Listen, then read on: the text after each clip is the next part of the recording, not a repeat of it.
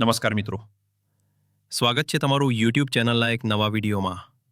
વિદ્યા સહાયક સામાન્ય ભરતી ધોરણ 6 થી 8 સામાજિક વિજ્ઞાનના પ્રથમ રાઉન્ડનો જિલ્લા પસંદગીનો આજે પ્રથમ દિવસ છે અને જિલ્લા પસંદગીએ જનાર તમામ ઉમેદવારોને મારા તરફથી ખૂબ ખૂબ શુભેચ્છાઓ. આ વિડીયો તો મોસ્ટ ઓફ એવા જ ઉમેદવારો જોવા આવ્યા હશે કે જેનો પહેલા રાઉન્ડની અંદર વારો આવ્યો નથી. સ્વાભાવિક છે કે આપણે જોવું જ પડે. મિત્રો, પ્રશ્ન આપણને એમ થાય કે કેમ ઓછા ઉમેદવારોને બોલાવ્યા છે? કેમ કે 2082 જેટલી સમથિંગ જગ્યાઓ છે અને 1501 કેન્ડિડેટ્સને પ્રથમ રાઉન્ડની અંદર બોલાવેલા છે. ખાસ મેન પ્રશ્ન એ છે કે બીજો રાઉન્ડ આવશે કે કેમ, અને આવશે તો કઈ કેટેગરી માટે આવશે? આ પ્રશ્ન તમારા મનમાં સ્વાભાવિક થતો હશે. કઈ કેટેગરીની કેટલી જગ્યાઓ માટે કેટલા ઉમેદવારને પ્રથમ રાઉન્ડની અંદર બોલાવેલા છે? આ પણ તમને જોવા મળશે. કઈ કેટેગરીની સીટ બાકી રહેશે? ઓપનની સીટ લેવા માટેની લાયકાત શું?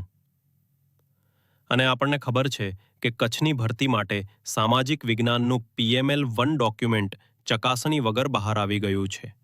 તો શું આપણને પ્રશ્ન એ પણ થાય કે કચ્છની ભરતી અને સામાન્ય ભરતી બંને સાથે ચાલશે કે કેમ? આ પણ સ્વાભાવિક છે, પ્રશ્ન થશે. મિત્રો, સીધી વાત કરીએ કે ધોરણ 6 થી 8 સામાજિક વિજ્ઞાનની અંદર પ્રથમ રાઉન્ડની અંદર તમે જુઓ તો ઓપનની સીટ છે 851ની, સામે 104ને જ બોલાવેલા છે. જ્યારે SCની સીટ 97 છે, એની સામે 202 ઉમેદવારને બોલાવેલા છે. એટલે ડબલ કરતાં પણ વધારે ઉમેદવારને બોલાવ્યા છે. STની 527 સીટ સામે 81 કેન્ડિડેટ્સને જ બોલાવેલા છે. એટલે આનો બીજો રાઉન્ડ પાકો છે. SEBCની 398 સીટ સામે 766 જેટલા ઉમેદવારોને બોલાવેલા છે. એવી રીતે તમે ગણો તો 209 સીટ EWSની છે અને 351 કેન્ડિડેટ બોલાવેલા છે. આમાં પણ વધારે બોલાવ્યા છે, પરંતુ આ તમે જે પ્રમાણે કેન્ડિડેટને બોલાવ્યા છે એ પ્રમાણે તમે જુઓ તો SC અને SEBCના જે કેન્ડિડેટ્સ છે એ લગભગ ડબલ ઉમેદવારોને બોલાવેલા છે. હવે ભરતી બોર્ડ જ્યારે આ રીતનું કેલ્ક્યુલેશન કરે ત્યારે એમને તો ખબર જ હોય કે કયા કેટેગરીની સીટ પૂરી થાય છે, પૂરી થઈ જશે. ઓપનમાં કેટલા લેવાવાળા હોય એ એમને ના ખબર હોય, પરંતુ આ રીતનું લગભગ પૂરી થવાના ચાન્સીસ એમને ખબર પડી જાય. એટલે અહીંથી આપણે અંદાજ લગાવી શકીએ કે SC અને SEBCની સીટ કદાચ પૂરી થઈ જશે બીજા રાઉન્ડ માટે, એની જગ્યાઓ વધશે નહીં. પરંતુ ઓપન ST અને EWSની સીટ બીજા રાઉન્ડ માટે લગભગ વધી રહેશે. STની તો પડી જ રહેવાની છે, ઓપનની પણ પડી જ રહેશે. EWSના 351 ઉમેદવારો બોલાવે છે છતાં પણ મે બી કદાચ બીજા રાઉન્ડ માટે સીટ પડી રહેશે, આવો અંદાજ છે. હવે મિત્રો, તમને ક્વેશ્ચન સ્વાભાવિક એ થાય કે ખરેખર અમારી કેટેગરીની સીટ બાકી ન હોય અને બીજો રાઉન્ડ આવે તો શું અમને એના માટે બોલાવે કે નહીં? તો આના માટે સૌપ્રથમ પહેલા ઓપનનો ક્રાઇટેરિયા આપણે જાણી લઈએ કે ઓપનની સીટ લેવા માટે કેટેગરીના ઉમેદવારની લાયકાત શું હોવી જોઈએ. તો એના માટે ઓપનની લાયકાત ધરાવવા માટે ટેટ જે માર્ક છે એ 90 કે તેથી અપહ હોવા જોઈશે. એ સ્ત્રી હોય કે પુરુષ હોય, બંને માટે. હવે SS ની અંદર તો આપણને બધાને ખબર છે કે મોસ્ટ ઓફ 89 કે 89+ માર્ક તો હશે ને હશે જ. ખાસ એ જ મર્યાદા જોવાની છે કે પુરુષ માટે ઓપન માટે 30 વર્ષ રાખેલી છે, સ્ત્રી માટે 4 વર્ષ રાખી છે.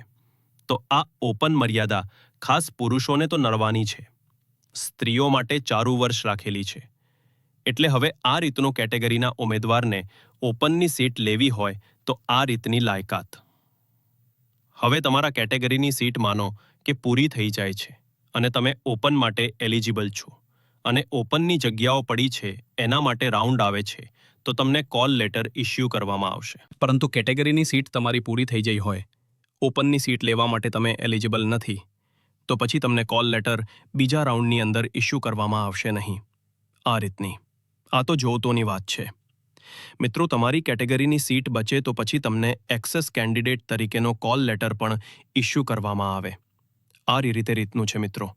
એટલે અહીં તમારા પ્રશ્નનું સોલ્યુશન થઈ જાય છે કે બીજો રાઉન્ડ તો આવશે ને આવશે, કેમ કે 2082 સામે 150 એક જ ઉમેદવાર બોલાવે છે.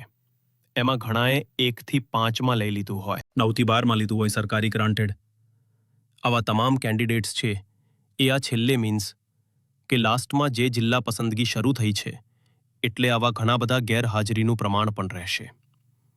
અને 1 થી 5માં લાગી ગયેલા ઉમેદવાર હોય તો કદાચ મે બી રિપીટેશન નહીં કરે, અને આપણે આશા પણ રાખીએ. અને 1 થી 5માં જે ઉમેદવારો લાગ્યા છે એમને રિક્વેસ્ટ પણ કરીએ કે પ્લીઝ તમે પગાર ધોરણ તો સરખું જ છે મિત્રો, એટલે તમને પોતાનો જિલ્લો મળી ગયો હોય અથવા તો તમારી રીતે એ રીતનો તમને સીટ મળી ગઈ હોય તો પછી તમે 1 થી 8માં સીટ ના બગાડશો, કેમ કે તમે જો 6 થી 8ની અંદર સીટ લેશો તો 1 થી 5ની જે સીટ ખાલી પડી છે એ વેટિંગ રાઉન્ડમાં મે બી ભરવામાં આવે. વેટિંગ રાઉન્ડ માટેની ગણતરી થઈ ગઈ હોય પછી એ નેક્સ્ટ ભરતીમાં, નવી ભરતીમાં ગણવામાં આવે. આવી રીતનું છે મિત્રો.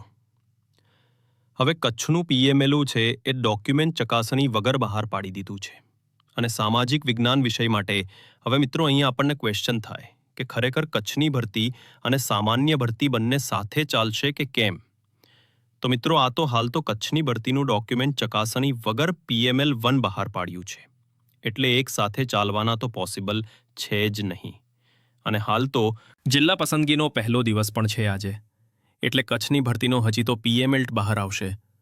વાંધારજી લેશે ફાઇનલ મેરિટ લિસ્ટ આવે, રાઉન્ડ આવે, એટલે હજી ઘણી બધી વાર છે. અને આમાં પણ તમે જુઓ તો કચ્છની સ્પેશિયલ ભરતી માટે પણ જ્ઞાન સહાયક નોકરી સાથે રેગ્યુલર ડિગ્રી મેળવી હોય, આ મુદ્દો તો હજી ઊભો જ છે. એટલે એના માટે પણ કોઈ મેલ કે એ રીતનું કંઈ પણ હજી સૂચનાઓ આવી નથી.